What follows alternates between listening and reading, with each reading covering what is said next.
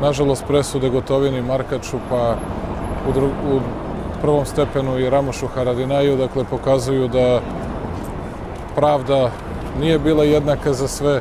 Ko je pobio i tolike Srbe, ko je počinio tolike zločine. Mi ne bežimo od naše odgovornosti, mi ne pravimo ni lažne, ni bilo kakve druge simetrije. Jedino što tražimo to je da pravo i pravda važe za sve i Srbija na to ima pravo. Šta sve postoji, šta je sve postojalo u dokaznom postupku i u slučaju Gotovina, Markač i u slučaju Haradinaj, a šta sve pojedine sudije nisu uzeli u obzir. Prosto važno je i da članice Saveta bezbednosti Ujedinjenih nacija, ali rekao bih i celokupna svetska javnost saznaju šta je to što je prećutano, šta je to što nekome nije bilo važno, zašto su se takve stvari dešavale i na kraju tražit ćemo odgovor od kojeg nikada nećemo odustati.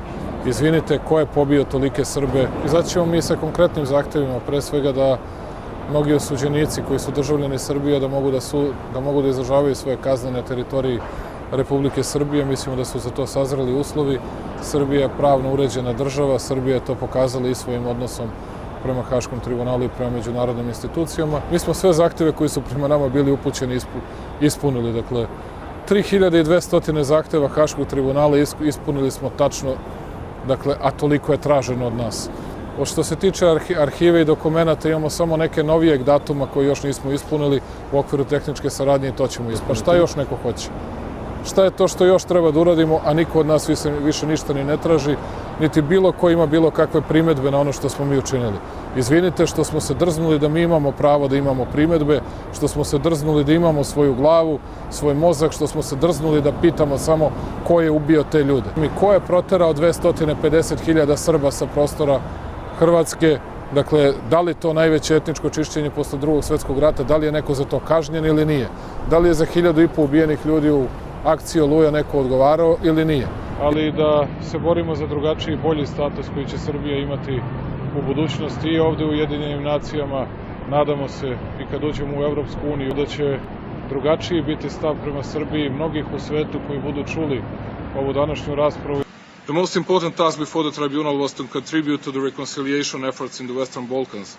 In its more than a decade of existence, it has convicted a number of former Serbian political and military leaders for war crimes. At the same time, it has failed to convict a single senior official from Croatia or Bosnia, and it has failed to convict a single senior Kosovo-Albanian official for war crimes or crimes against humanity. By the recent judgment, the Serbian nation has therefore been singled out as the sole perpetrator of such acts and as the sole people responsible for the terrible violence that engulfed the former Yugoslavia in the 1990s. This is manifestly not in conformity with the facts. The tribunal has failed to deliver justice by failing to adequately apportion blame.